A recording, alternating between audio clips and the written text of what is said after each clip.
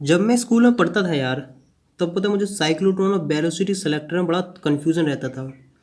मैं हमेशा कंफ्यूज रहता था कि आखिर साइक्लोट्रॉन क्या है, वेलोसिटी सेलेक्टर क्या है। तो अपन ने इसका बड़ा आसान तरीका खोजा था।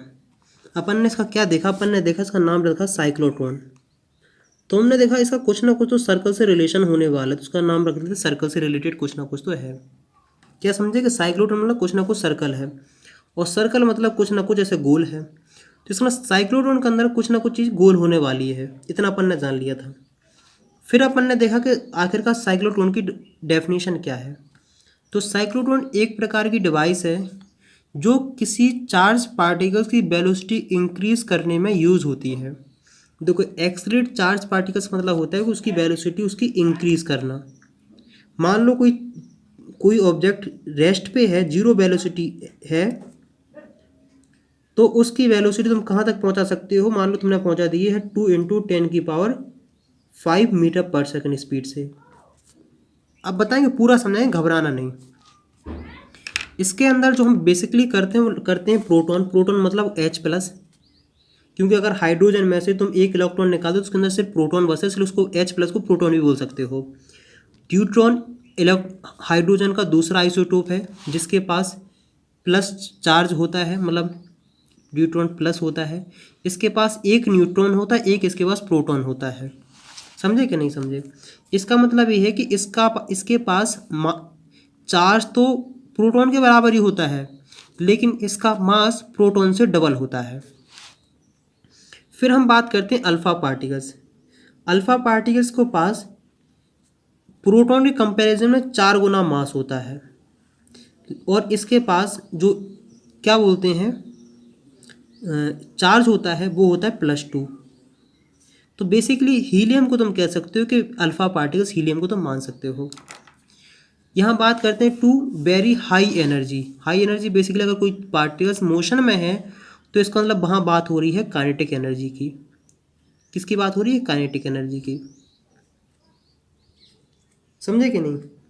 अब तुम्हारे दिमाग में जब भी आएगा कोई जब भी तुम्हारे दिमाग में आएगा पार्टिकल्स, चार्ज पार्टिकल्स को एक्सलेट कराया जा रहा है, तो पार्टिकल्स को एक्सलेट सिर्फ तुम मैग्नेटिक फील्ड से ही, इलेक्ट्रिक फील्ड से ही एक्सलेट करा सकते हो। अगर तुम्हें किसी पार्टिकल्स, चार्ज पार्टिकल्स की अगर स्पीड घटानी है, बढ़ानी है, तो वहाँ यूज़ होती है इलेक्ट्रिक फील्ड। तो हमने एक चीज़ क्या जान ली थी? हमने जान ली थी कि यहाँ इलेक्ट्रिक फील्ड का यूज़ होने वाला है। देखो बेसिकली इतना सा सब कुछ देखा आपने, अभी तो कुछ पढ़ा भी नहीं है अपन ने, इतना हमने जान लिया, बस इतना बात जान लिए थे। और अगर कोई चार्ज पार्टिकल सर्कल में मूव कर रहा है क्योंकि साइक्लोट्रॉन है, तो इसका मतलब ये है कि मैग्नेटिक फील्ड भी होने वाली है, तो मैग्नेटिक फील्ड भी आ जाती थी। बस यहाँ देखने वाले हैं। फिर अब बात होती है कि अगर कोई डिवाइस है तो उसका कुछ ना कुछ तो प्रिंसिपल हो, किसी ना किसी चीज़ के ऊपर तो वर्क कर रही होगी। तो सबसे पहले हम पढ़ते हैं कि इसका प्रिंसिपल। प्रिंसिपल के अंदर 3 पॉइंट है, सस्ते सिंपल से गरीबों वाले हैं। तो इसका पहला प्रिंसिपल है कि it work on the fact that the frequency of the revolution of particles is independent of radius of the path. अब देखो, अगर तुम देखोगे फ्रीक्वेंसी इक्वल टू क्या होता है 1/t, और टाइम पीरियड इक्वल टू क्या होता है 2πr/वेलोसिटी। तो आखिरकार यहाँ क्या बात होती है, इसको तुम पूरा सॉल्व करके लाओगे तो ये फ्रीक्वेंसी की वैल्यू आ जाती है कुछ इस तरीके से। क्योंकि आखिरकार तुम्हें हल्का फुल्का याद हो तो आर की वैल्यू तो तुम रिप्लेस करते हो किससे? आर की वैल्यू जो होती है वो होती है mb/qb। इसकी वैल्यू यहाँ रखोगे, फ्रीक्वेंसी निकालोगे तो ये सब आ जाएगी। तो अगर तुम फ्रीक्वेंसी की वैल्यू देख रहे होगे तो इसका देखो डिपेंडेंसी कहीं भी रेडियस से नहीं है। देखो बेसिकली फ्रीक्वेंसी डिपेंड करती है कि जो पार्टिकल्स मूव कर रहा है उसके चार्ज पर, और उसकी और मैग्नेटिक फील्ड कितनी प्रेजेंट है, और उस चार्ज पार्टिकल्स का क्या मास है। समझे कि नहीं समझे? इतनी बेसिक सी सिंपल सी अपन ने बात समझी। अब देखो एनर्जी के ऊपर हम बाद में सोचेंगे, यहाँ सोच लो तुम क्या, वेलोसिटी या speed. Velocity speed of the particles depend on the radius of the particles and independent from the frequency. समझे कि नहीं समझे? तो बेसिकली अगर तुमने R = mb/qb देखा है तो B = क्या हो जाता है, R Q B upon M. अब तुम अगर यहाँ देखोगे तो वेलोसिटी की वैल्यू किसके चीज़ डिपेंड कर रही है? डिपेंड कर रही है रेडियस पे, चार्ज पे, मैग्नेटिक फील्ड पे और मास पे। अगर तुम यहाँ देखोगे तो वेलोसिटी की तुम्हें कोई भी डिपेंडेंसी देखने को नहीं मिलेगी किस पे? फ्रीक्वेंसी पे। समझे कि नहीं समझे? इसी चीज़ को अगर तुम एनर्जी की बात करें तो एनर्जी वही है, काइनेटिक एनर्जी। काइनेटिक एनर्जी को क्या होता है? 1/2 mv²। बी की वेलोसिटी ये रखो इसके अंदर, तो काइनेटिक एनर्जी इक्वल टू क्या होता है? 1/2 m r Q B upon M का स्क्वायर। काइनेटिक एनर्जी की वैल्यू आई है 1/2 r² q² b² upon m। इस पॉइंट को बहुत ध्यान से रखना क्योंकि इसका बहुत जगह यूज़ होने वाला है। इतनी सिंपल सी बात जान ली, सस्ती सस्ती सिंपल सी। तीसरा पॉइंट है कि charge particles enter in a magnetic field in perpendicular direction then its travel in the circular path. Simple सी बात है कि अगर मैग्नेटिक फील्ड ऐसी है और चार्ज पार्टिकल से परपेंडिकुलर एंटर करेगा तो चार्ज पार्टिकल्स ऐसा सर्कल में मूव करेगा, मतलब सर्कुलर पाथ बनाएगा। तीनों पॉइंट के ऊपर हमने बात कर ली है। जो कोई डिवाइस होती है उसका सबसे पहले हम समझते हैं उसका क्या नामकरण है, मतलब उसकी क्या डेफिनेशन है, क्या प्रिंसिपल है। फिर हम बात करते हैं उसका क्या कंस्ट्रक्शन है, क्या है उसके कंस्ट्रक्शन के ऊपर बात करने वाले हैं। इस कंस्ट्रक्शन को बहुत ध्यान से सुनना, अगर थोड़ा पॉइंट भी मिस हुआ तो बहुत सारी दिक्कत आ सकती है। देखो यहाँ बेसिकली होती हैं डी। क्या होती हैं? डी होती हैं मेटल्स की। हम समझाएंगे फिर किस तरीके से। ऐसे मान लो डी है, मतलब डी मेटलिक शेप की। जैसे मान के चलते हैं कि डी है तो इसका अगर हम ए वाला पोर्शन देखें तो देखो ऐसा खोखला होता है ये वाला पोर्शन। देखो ये मान लो इस तरीके से, मान लो अगर मान के चलते हैं कि डी है ये पूरी, तो देखो ए पोर्शन इतना खोखला होता है। बेसिकली ए रेक्टेंगल की शेप में है और बेसिकली ये सर्कल के शेप में होता है। ये ऐसा खोखला होता है, खोखला हुआ। इतनी अपन ने सिंपल सी जान ली है। अब देखो कंस्ट्रक्शन के अंदर और तुम्हें क्या क्या ध्यान रखना है। देखो चिंता नहीं करो, न्यूमेरिकल भी कराएंगे, सीबीएसई के जितने भी क्वेश्चन है सब कराएंगे, तुम्हारा सब कुछ क्लियर हो जाएगा। समझे कि नहीं समझे? बेसिकली आखिरकार होता कैसा है कि जैसे मान लो कि ये डी है, ये डी है, ये यहाँ रखा है। जो मेरा ये वाला हाथ है ये मैग्नेट है और ये वाला ऊपर वाला मैग्नेट है, और ऐसे पूरी से मैग्नेट इसको कवर करी रहती है ऊपर से लेकर नीचे तक। तो हम मान के चलते हैं कि मान लो ये डी है, ऊपर ये मैग्नेट है, नीचे मैग्नेट है। क्या समझे? हम मान के चलते हैं कि ये नॉर्थ है, ये साउथ है, तो मैग्नेटिक फील्ड कुछ इस तरीके से होंगी। तो इसका मतलब है कि मैग्नेटिक फील्ड कुछ नहीं इस पेज में इस तरीके से एंटर कर रही है। हर पॉइंट यहाँ बहुत खास है, अगर एक भी पॉइंट मिस किया हो तो पूरी दिक्कत आ सकती है। तो हमने देखा क्या है कि मैग्नेटिक फील्ड इसके अंदर एंटर कर रही हैं। जल्दी जल्दी बनाते हैं, बाकी इस फालतू की बात ना करें तो सही रहेगा, क्योंकि मेरे हिसाब से टाइम सबसे इम्पोर्टेंट होता है। फालतू के जोक मारने, टॉपिक से हट के कोई बात करना मज़ा नहीं आता है। ऐसे बात करने के लिए मेरे पास ही बहुत कुछ होती हूँ, मैं भी फालतू ही बातें कर रहा हूँ। क्यों कर रहा हूँ? क्योंकि मैं अभी एक क्रॉस कटर जीरो खेल रहा हूँ। इस क्रॉस का मतलब होता है कि मैग्नेटिक फील्ड इनसाइड जा रही हैं। और फिजिक्स मेरे लिए बहुत इंटरेस्टिंग सब्जेक्ट होता है। फिजिक्स से नहीं, सारे सब्जेक्ट मेरे लिए अच्छे होते हैं, चाहे केमिस्ट्री पढ़ाऊँ, चाहे फिजिक्स पढ़ाऊँ, चाहे मैथ पढ़ाऊँ, सारे सब्जेक्ट बहुत इंटरेस्टिंग होते हैं। मैं मानता हूँ कि बहुत इंटरेस्टिंग तरीके से पढ़ाने चाहिए। ये इसका नाम रख देते हैं D1 और इसका नाम है D2। ये दोनों हैं मेटलिक। समझे कि नहीं समझे? अब इससे हम करते हैं कनेक्ट। इससे कनेक्ट हम करते हैं, जैसे कई किताबें तुमने नाम सुना होगा, HF हाई फ्रिक्वेंसी ऑक्सीलरेटर। बेसिकली यहाँ लेते हैं हम क्या? AC source. AC सोर्स वही सोर्स होता है जो हम लोग अभी 12th में आगे पढ़ेंगे, और जो तुम्हारे घर में सप्लाई आती है वो AC सोर्स ही होता है। हाई फ्रिक्वेंसी मतलब होता है कि इसकी बहुत जल्दी फ्रिक्वेंसी चेंज हो जाती है। कि मान लो अभी बताएंगे, पूरा डिटेल में बताएंगे, घबराओ नहीं, हम पूरा डिटेल में बताएंगे तब बहुत अच्छे से तुम्हें समझ में आएगा। हाँ, इतनी बात तुम समझ चुके होगे। और दूसरी बात है कि जो तुम पूरा सिस्टम ले रहे हैं ना, ये यहाँ से थोड़ा ऐसे इस तरीके से बाहर से निकलने के लिए जगह होती है। चार्ज पार्टिकल घुमाती थोड़ी रहेंगे, इससे बाहर निकलने की जगह भी होती है। चार्ज पार्टिकल निकलता है, ये लगभग वैक्यूम होता है। क्या होता है? वैक्यूम होता है। वैक्यूम मतलब होता है कि ऐसी जगह जहाँ कोई भी पार्टिकल्स नहीं है, मतलब बेसिकली बच्चे इसे याद रखते हैं कि हवा नहीं है जहाँ उसे वैक्यूम कहते हैं। हवा बेसिकली क्या, पार्टिकल्स हैं, जहाँ कोई पार्टिकल्स नहीं मतलब वहाँ हवा भी नहीं है, और जहाँ हवा नहीं है, जहाँ कोई पार्टिकल्स नहीं, उसे बेसिकली वैक्यूम बोलते हैं। समझे कि नहीं समझे? इतनी सिंपल सी बात तुम्हें समझ में आ जानी चाहिए। कोई दिक्कत कोई समस्या यहाँ तक हो तो बताओ, अगर यहाँ तक समझ में नहीं आया तो एक बार रिवाइज कर लो, तुम्हारे लिए तो बेहतर रहेगा। हमने इतनी जान ली है। देखो क्यों हमने वैक्यूम रखा, क्योंकि इसके अंदर कोई भी पार्टिकल्स या कोई भी मॉलिक्यूल्स नहीं होना चाहिए, क्योंकि जो पार्टिकल्स यहाँ मूव कर रहा है अगर वो उस चीज़ से कोलाइड किया तो बहुत बड़ा हादसा हो सकता है, इस बात का ध्यान रखना पड़ता है। समझे कि नहीं समझे? तो इस इतना बेसिकली तुम्हें इस तरीके से याद रखना है कि यहाँ से कोई टारगेट होता है, यहाँ जहाँ ये पार्टिकल्स तुम्हें पहुँचाना होता है, ये टारगेट है, ये डी है, फलाना है, ढिकाना है, ढिमकाना है, यही सोर्स है। अब देखो तुम बात करते हो कि आखिरकार हमने देख लिया डिवाइस डेफिनेशन देख ली, उसकी प्रिंसिपल देख लिया, उसका कंस्ट्रक्शन देख लिया है।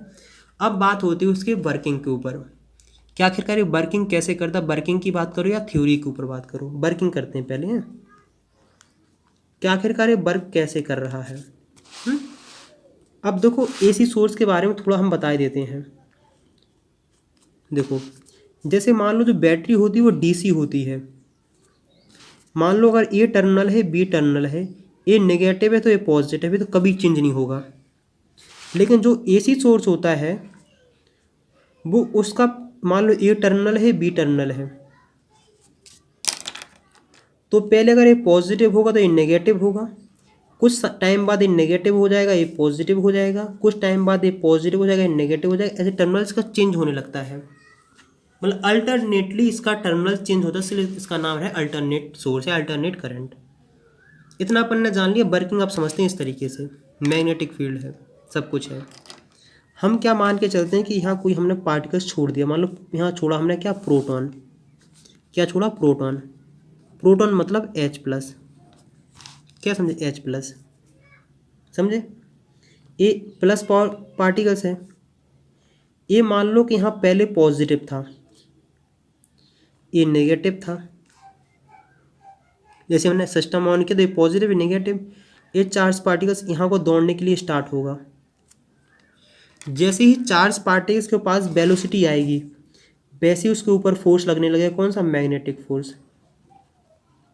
आप समझते हैं कि अगर थीटा क्या है, ए है angle between velocity and magnetic field, और मैग्नेटिक फील्ड एंड वेलोसिटी हमेशा एक दूसरे के परपेंडिकुलर रहेंगे, तो साइन थीटा की वैल्यू होगी 1, साइन 90 इक्वल टू हो जाएगा 1, तो एफ इक्वल टू हो जाएगा QBB। जैसे ही चार्ज पार्टिकल्स क्या हुआ, इसने वेलोसिटी अपनी गेन करने की कोशिश करी, ऐसे हुआ, तो मैग्नेटिक फील्ड इस तरीके से क्या करेगी, इसे घुमा देगी। जैसे ही घुमाया तो ए अब नेगेटिव हो गया, ए पॉजिटिव हो जाएगा, ए यहाँ को दौड़ेगा, मान लो यहाँ इसकी स्पीड 0 थी, 0 मीटर पर सेकेंड, यहाँ जाके इसने मान लो स्पीड इंक्रीज करके हो गई इसकी मान लो 20 मीटर पर सेकेंड, क्या समझे, 20 मीटर पर सेकेंड। ये फिर यहाँ लगाएगा एक चक्कर, और यहाँ इस समय इसकी वेलोसिटी पता कितनी होगी, इसकी वेलोसिटी 20 मीटर पर सेकेंड। क्यों इसकी वेलोसिटी 20 मीटर पर सेकेंड क्यों होगी, क्योंकि ये बेसिकली कंडक्टर है, और कंडक्टर के अंदर इलेक्ट्रिक फील्ड नहीं होती है, क्या समझे। देखो जब ये वाला जब पॉजिटिव होगा, ए वाला नेगेटिव होगा, तो इलेक्ट्रिक फील्ड बेसिकली कैसे होगी, इलेक्ट्रिक फील्ड बेसिकली इस तरीके से होगी कि नहीं होगी। जब इलेक्ट्रिक फील्ड इस तरीके से होगी तो इस पर इलेक्ट्रिक फोर्स लगेगा या नहीं लगेगा, कोई पूछा कितना लगेगा, इलेक्ट्रिक फोर्स की वैल्यू होगी F equal to QB। Q मतलब क्या है, इस पार्टिकल्स का चार्ज, और B क्या है, E होगा, E क्या है, इस समय जो इलेक्ट्रिक फील्ड है, मान लो इलेक्ट्रिक फील्ड हम मान के चलते हैं कि 10 कूलाम है, 10 न्यूटन पर कूलाम, तो इसे पूरा निकाल लोगे।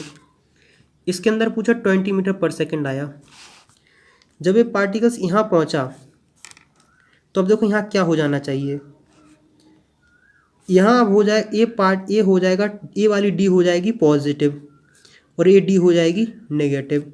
तो अब इलेक्ट्रिक फील्ड का डायरेक्शन हो जाए कुछ इस तरीके से, क्या हो जाएगा, इलेक्ट्रिक फील्ड का डायरेक्शन हो जाए कुछ इस तरीके से।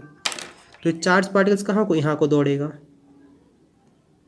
यहाँ दौड़ेगा, मान लो यहाँ जब पहुँचा इसके पास वेलोसिटी हो गई है 50 मीटर पर सेकेंड। देखो वेलोसिटी का इंक्रीज सिर्फ यहाँ को यहीं इसके बीच में होगा और कहीं नहीं होगा। और फिर इस जो ये वाला रेडियस बनेगा ना, ये जो रेडियस होगा इस वाले रेडियस से बड़ा होगा। अब कोई कहेगा क्यों बड़ा होगा, क्योंकि हम बेसिकली पढ़ चुके हैं कि R इक्वल टू क्या होता है। अब इतना देखो हल्का फुल्का तुम्हें याद हो जाना चाहिए कि R इक्वल टू क्या होता है। देखो R इक्वल टू होता है mv/qb, मतलब R की वैल्यू डिपेंड करती है वेलोसिटी पे। वेलोसिटी इंक्रीज होगी, इसका जो सर्कुलर पाथ का रेडियस इंक्रीज हो जाएगा। ये जब यहाँ पहुँचेगा पार्टिकल्स, तो मान लो इसकी यहाँ 50 थी, यहाँ भी 50 रहेगी, 50 मीटर। यहाँ कोई भी वेलोसिटी में चेंज देखने को नहीं मिलेगा। यहाँ से लेके यहाँ तक फिर वेलोसिटी से इंक्रीज़ हुई, फिर एक और सर्कल ऐसे बढ़ाते बढ़ाते बढ़ाते बढ़ाते एक समय के बाद यहाँ निकाल दिया जाएगा बाहर। क्या निकाल दिया जाएगा? बाहर निकाल दिया जाएगा। यहाँ तक कोई दिक्कत, कोई समस्या? क्योंकि देखो R की वैल्यू किस डिपेंड कर रही है? वेलोसिटी पे। वेलोसिटी इंक्रीज़ करो, इसका रेडियस इंक्रीज होता जाएगा।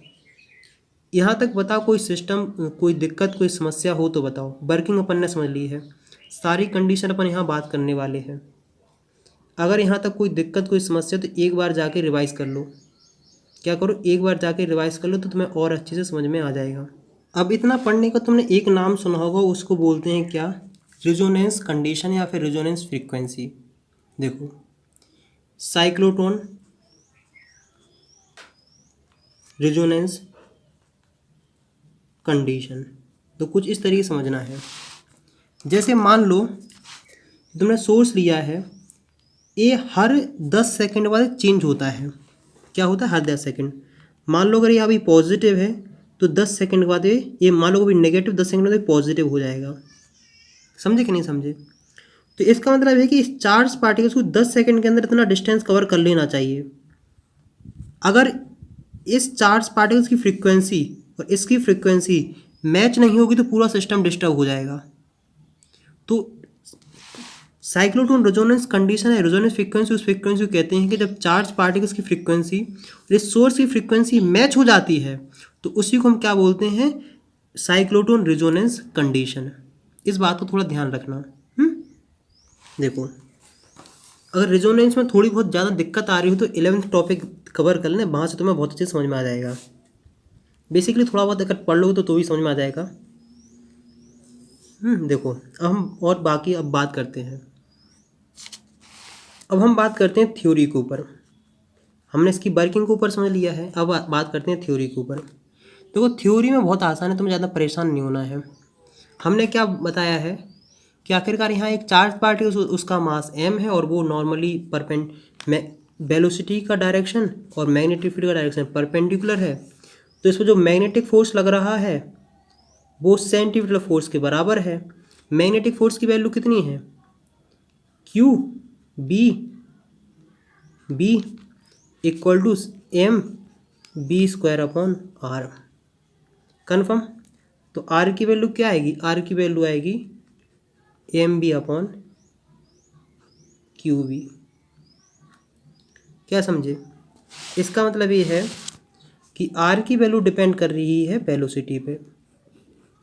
देखो जो बेसिकली यहाँ जो उसने जो आर्क बनाया ना, ये आर्क उसका ही रेडियस होगा। समझे कि नहीं? वो ये R है। तो बेसिकली ये R वेरिएबल है, R की वैल्यू डिपेंड कर रही है वेलोसिटी पे।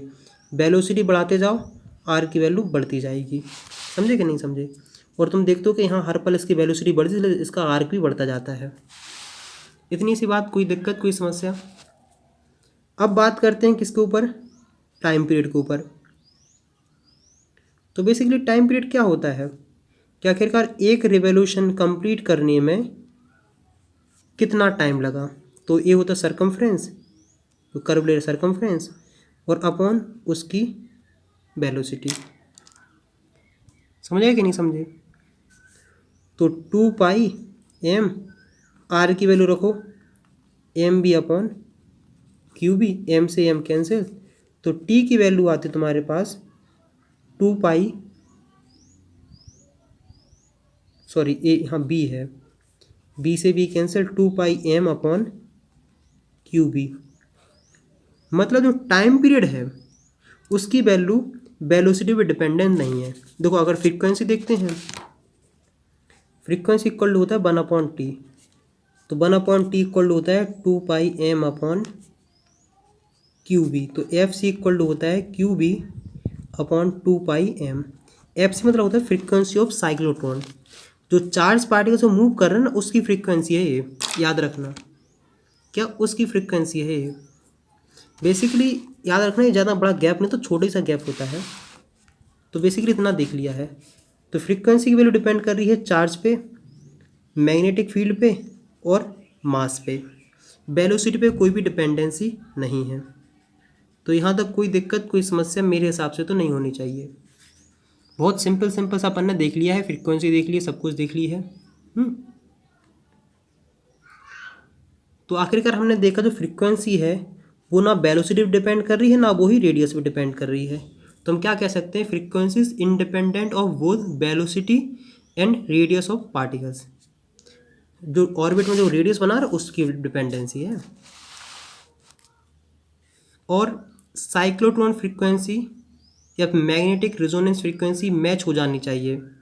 किससे मैच, देखो जो ये फ्रीक्वेंसी है ना, इसी को हम लोग क्या बोलते हैं, ये एफ सी को, इसी को बोलते हैं साइक्लोट्रॉन फ्रीक्वेंसी या मैग्नेटिक रेजोनेंस फ्रीक्वेंसी। इसकी फ्रीक्वेंसी ये जो सोर्स लिया उसकी फ्रीक्वेंसी से मैच करनी चाहिए, तभी सिस्टम वर्क कर पाएगा। यहाँ तक कोई दिक्कत, कोई समस्या मेरे हिसाब से तो नहीं होनी चाहिए। आखिरकार अब तुम्हारे दिमाग में आ रहा होगा, क्या आ रहा होगा कि भैया आखिरकार ये जो चार्ज पार्टिकल्स इसके अंदर जो मूव कर रहा है ये मैक्सिमम वेलोसिटी कितनी गेन कर सकता है। आपने तो बोल दिया कि इसकी इनिशियल वेलोसिटी 0 मीटर पर सेकंड से स्पीड स्टार्ट हुई। आखिरकार मैक्सिमम वेलोसिटी इसकी कितनी हो सकती है, सोचने वाली बात है कि मैक्सिमम इसकी कितनी हो सकती है। तो हम यहाँ बात करने वाले हैं मैक्सिमम स्पीड या मैक्सिमम वेलोसिटी के ऊपर। अगर तुम्हें मैक्सिमम वेलोसिटी पता लग जाएगी तो मैक्सिमम एनर्जी निकाल लोगे, मतलब मैक्सिमम काइनेटिक एनर्जी। देखो अगर हम तुमसे पूछें, क्या पूछते हैं कि B इक्वल टू क्या है, तुम कहोगे R/Q/B/m। हम कहेंगे बताओ बेटा इस वेलोसिटी की वैल्यू किस पे डिपेंड कर रही है। तुम कहोगे भैया रेडियस पे डिपेंड कर रही है, रेडियस ऑफ सर्कुलर पे, आर्क पे, उस पर चार्ज पे, मैग्नेटिक फील्ड, उसके मास पे। हम तुमसे पूछे मतलब बेटा मैक्सिमम रेडियस कितना हो सकता है। तुम कहोगे भैया थोड़ा सोचोगे, फिर सोचोगे यार मैक्सिमम रेडियस कितना हो सकता है। तुम कहोगे मैक्सिमम रेडियस इस डी के बराबर हो सकता है। इससे बड़ा तो देखो रेडियस हो नहीं सकता है, इससे बड़ा तो रेडियस हो नहीं सकता है। तो इसका मतलब है कि मैक्सिमम रेडियस जो डी ली है उसके रेडियस के बराबर है। हमने मान लिया इसका रेडियस है 2 मीटर, तो मैक्सिमम इससे ज़्यादा पार्टिकल सर्कुलर पाथ नहीं बना सकता है। तो हमने क्या देखा है कि बी नॉट मतलब maximum velocity is equal to R not. R not क्या है, जो डी ली है ना, जो डी ली है ये डी, उसके रेडियस के बराबर क्यू चार्ज का जो चार्ज लिया उसका चार्ज, जो पार्टिकल्स लिया उसका चार्ज, कितनी मैग्नेटिक फील्ड प्रेजेंट हो, उस चार्ज का कितना मास है। ये रही उसकी maximum velocity. Maximum kinetic energy क्या होगी, 1/2 mv², 1/2 m v² की वैल्यू रखो, R0/Q/B/m²। सॉल्व करोगे तुम k0 की वैल्यू निकालो, क्या निकालोगे, Q² B² R0² 2m। मतलब जो चार्ज पार्टिकल्स होगा उसकी मैक्सिमम काइनेटिक एनर्जी इतनी होगी। मान लो जो पार्टिकल्स इस डी में से जब निकलेगा ना, ये मान लो जब पार्टिकल इस डी में से निकलेगा ना, ये यहाँ से जो निकलेगा ना, उसके पास पता काइनेटिक एनर्जी कितनी होगी, उसके पास काइनेटिक एनर्जी होगी इतनी। क्या समझे, यहाँ तक कोई दिक्कत, कोई समस्या नहीं होनी चाहिए। समझ, देखो इतनी वेलोसिटी होगी, इतनी काइनेटिक एनर्जी होगी। काइनेटिक एनर्जी इसलिए बात कर रहे हैं ताकि इसका कन्वर्जन एक एनर्जी दूसरी एनर्जी, बहुत इसका यूज देखने को मिले हुए। अब यार तुम कहोगे भैया इतना सब पढ़ लिया है, अब इसका कुछ यूजेज ही बता दीजिए। तो इसके तुम्हें 4 यूज याद करने हैं। ये जो पार्टिकल्स बेसिकली ये साइक्लोट्रॉन ने पता क्या किया है, साइक्लोट्रॉन ने जस्ट उसकी स्पीड इंक्रीज करी ही है और कुछ नहीं किया है, जस्ट उसकी स्पीड इंक्रीज किया और कुछ नहीं किया। समझे कि नहीं समझे? तो इसके अब यूजेस के ऊपर बात करने वाले हैं। यूजेस इसके बड़े कमाल के हैं।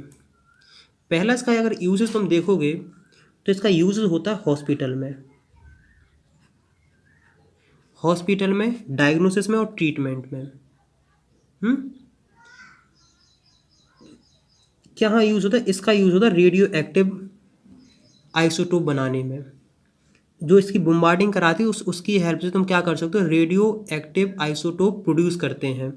तो इसे क्या लिख सकते हो? प्रोड्यूस रेडियो एक्टिव आइसोटोप, और जो कि यूज़ होता है हॉस्पिटल में।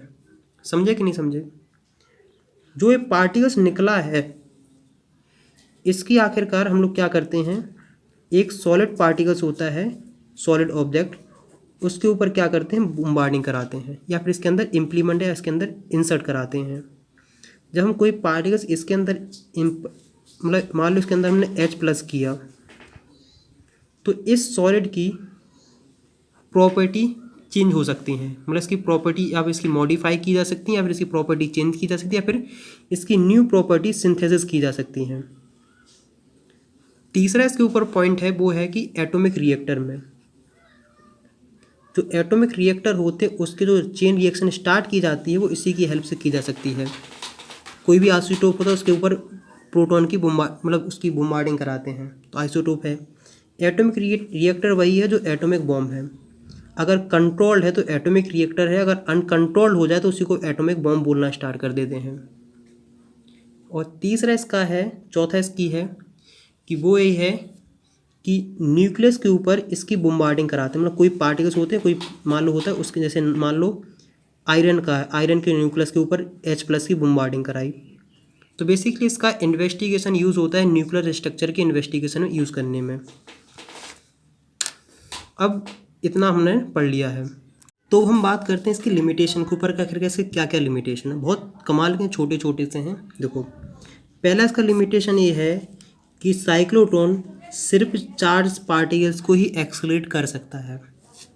सिर्फ चार्ज पार्टिकल्स, मतलब जो जिसके पास चार्ज नहीं उसे एक्सेलरेट नहीं कर सकते। जैसे मान लो न्यूट्रॉन है तुम्हारे पास, तो न्यूट्रॉन को तुम साइक्लोट्रॉन की हेल्प से एक्सेलरेट नहीं कर सकते। एक्सेलरेट मतलब उसकी वेलोसिटी तुम इंक्रीज नहीं कर सकते हो। क्यों नहीं कर सकते? क्योंकि देखो F = देखो, अगर तुम देखोगे तो इस पर ना ही कोई इलेक्ट्रिक फोर्स लगेगा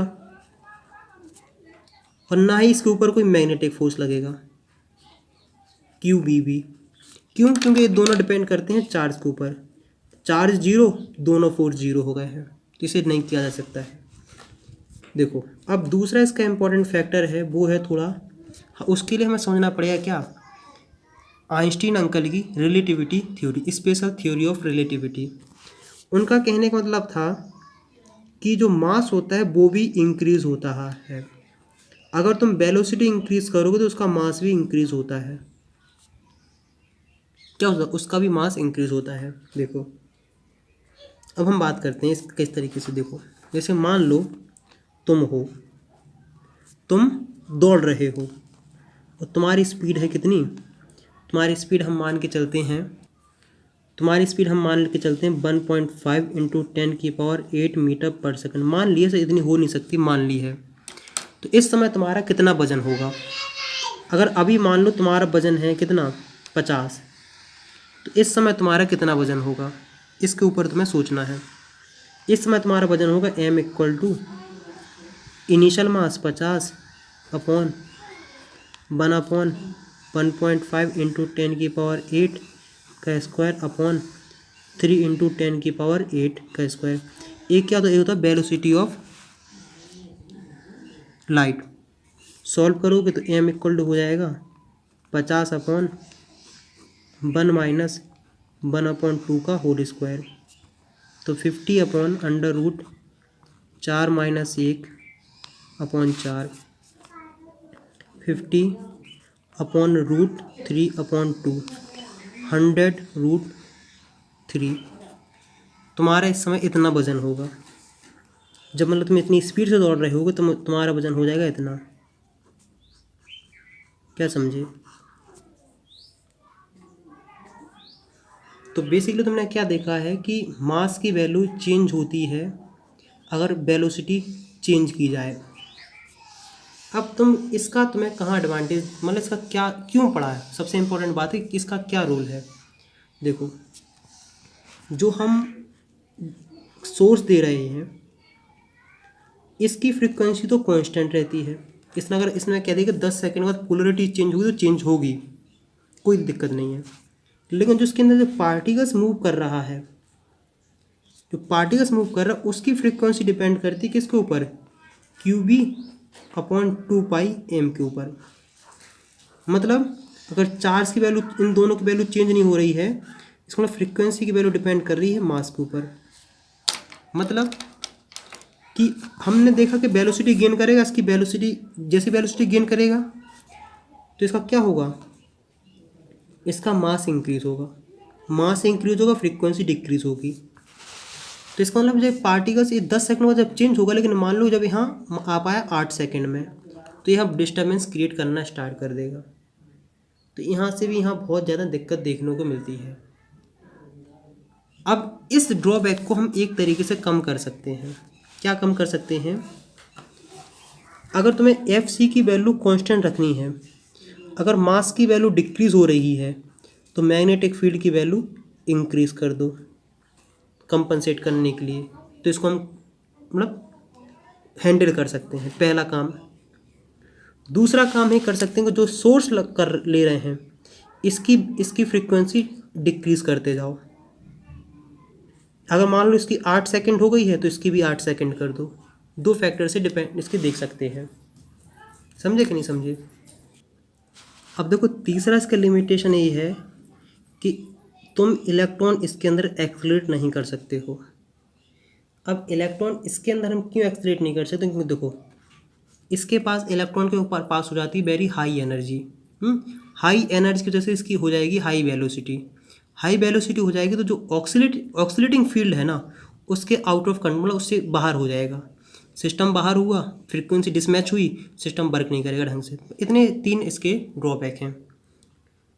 अब हम क्या करते हैं, इसे कुछ करते हैं क्वेश्चंस जहाँ से तुम इसको कर लोगे। देखो, हम बात करते हैं कि CBSE में भी आया है और NCERT का क्वेश्चन है। क्या है, NCERT का क्वेश्चन है। देखो, क्वेश्चन इस तरीके से है कि मान लो साइक्लोट्रॉन है,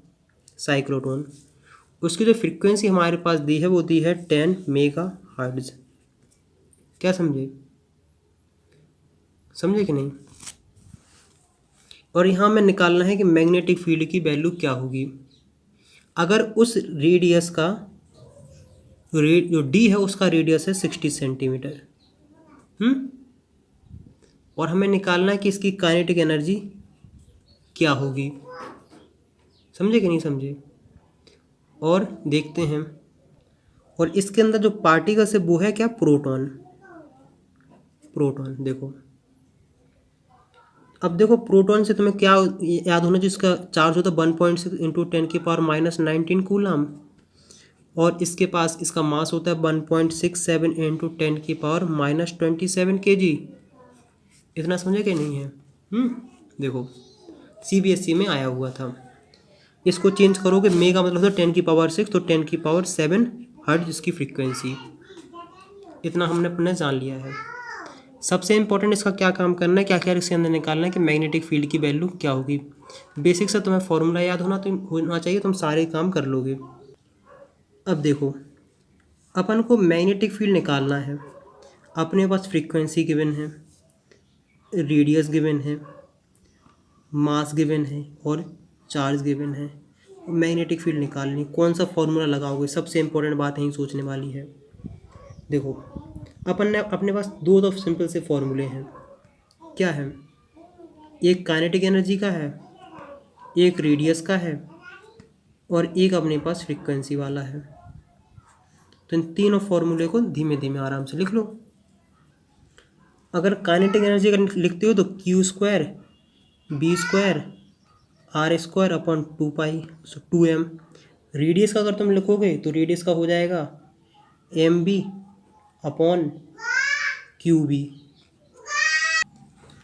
और जो तीसरा फॉर्मूला होता है वो हमारे पास है कितना, QB अपॉन 2πm। अब देखो कौन सा हम फॉर्मूला यूज़ कर सकते हो। ये वाला कर नहीं सकते क्योंकि हमारे पास एनर्जी गिवन नहीं है। इसको नहीं कर सकते क्योंकि हमारे पास वेलोसिटी गिवन नहीं है। सिर्फ यही फॉर्मूला यूज़ करोगे तो b इक्वल टू क्या हो जाएगा, FC 2πm upon q। Formula रखोगे, सॉल्व करोगे, आंसर आ जाएगा। मतलब एक काम हो गया है। काइनेटिक एनर्जी निकालना आसान हो जाएगा। क्यों?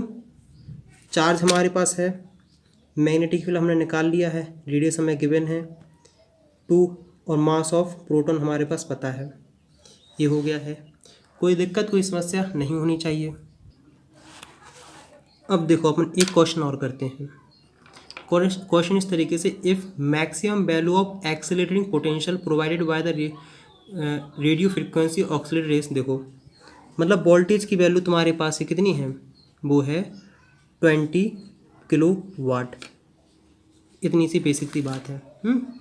और find the number of revolution made by proton, मतलब बेसिकली यहाँ प्रोटॉन ही ले रहे हैं।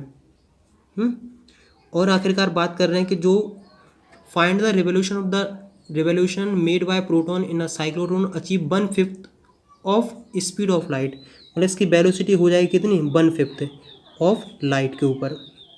मतलब 1/5 इंटू 3 इंटू 10⁸, मतलब 0.6 इंटू 10⁸ मीटर पर सेकंड स्पीड। तो हमें पता लगाने का फिर इसने कितने रेवोल्यूशन कंप्लीट कर लिए होंगे। सिंपल सी बात है। देखो इस क्वेश्चन को समझने के लिए तुम्हें कुछ थोड़ा बेसिक समझना पड़ेगा। जैसे मान लो डी है, ये डी है, तो बेसिकली ये से लगा है, इससे मतलब नहीं है। तो जितना वोल्टेज यहाँ उतना ही वोल्टेज इसके क्रॉस होगा। मान लो हम मान के चलते हैं कि इसके क्रॉस है, मतलब इसके क्रॉस पता है कितना वोल्टेज है, वो है 20 किलोवाट। समझे कि नहीं समझे? ये जब पार्टिकल्स यहाँ से यहाँ जाएगा, जब पार्टिकल्स यहाँ से यहाँ जाएगा तो आखिरकार इसके पास कितनी एनर्जी होगी। मतलब आखिरकार ये पार्टिकल्स बेसिकली यहाँ से यहीं एनर्जी गेन कर रहा है, तो इस समय पार्टिकल्स कितनी एनर्जी गेन करेगा। देखो इसको बहुत ध्यान से समझो। मान के चलते हैं कि यहाँ से लेके यहाँ तक है, समझ रहे कि नहीं? देखो ये ऑब्जेक्ट यहाँ से लेके यहाँ तक गया, चार्ज पार्टिकल्स। यहाँ मान लो 0 वोल्ट है, यहाँ मान के चलते हैं 10 वोल्ट है। समझे कि नहीं समझे? तो आखिरकार यहाँ से जब यहाँ तक चार्ज पार्टिकल्स गया होगा तो इसने कितनी एनर्जी गेन करी होगी। तो एनर्जी इक्वल टू क्या हो जाएगा, वो हो जाएगा QB।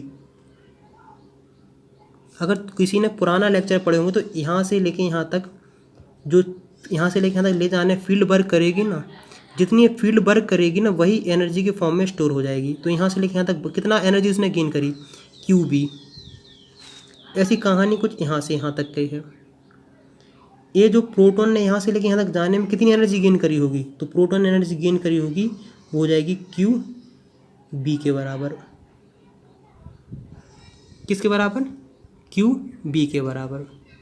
यहाँ तक कोई दिक्कत? देखो अपन ने देखा कि यहाँ से लेके यहाँ तक जाने में उसने उस पार्टिकल्स ने कितनी एनर्जी गेन करी, उसने पार्टिकल्स ने गेन करी Q से लेके B तक। जब यहाँ से लेके यहाँ तक कोई चेंजेस नहीं आ रहे, कोई एनर्जी में गेन नहीं हो रहा है, यहाँ से लेके यहाँ तक जब गया होगा तो इसने यहाँ से लेके यहाँ तक फिर उसने उतनी ही एनर्जी गेन करी हो QB, फिर यहाँ से लेके यहाँ तक आ गया है। मतलब एक रेवोल्यूशन के अंदर उसने कितनी एनर्जी गेन करी, उसने एनर्जी गेन करी है, वो करी है 2QB के बराबर। क्या गेन करी है? उसने गेन करी है 2QB के बराबर। और अब देखो जो इसने एनर्जी गेन करी है वही तो क्या है, काइनेटिक एनर्जी में गेन है।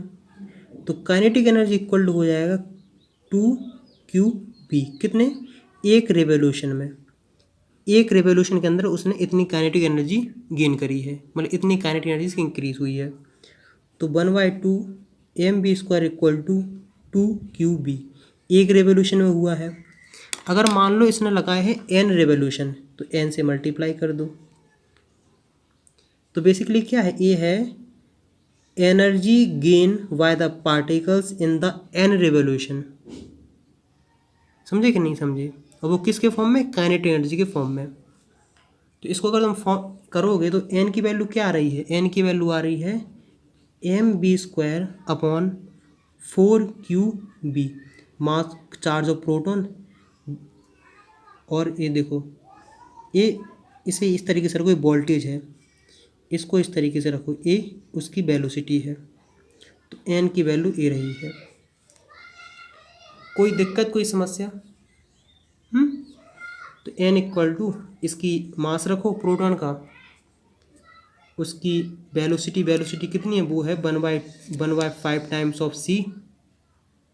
और तुम सॉल्व करोगे, इसका आंसर तुम्हें देखने को मिलेगा। इसका आंसर सॉल्व करोगे तो 470 रेवोल्यूशन आएगा। मतलब जीरो वेलोसिटी से लेके 0.6 इंटू 10⁸ मीटर पर सेकंड स्पीड गेन करने तक ये 470 रेवोल्यूशन कंप्लीट कर लेगा। समझे कि नहीं समझे?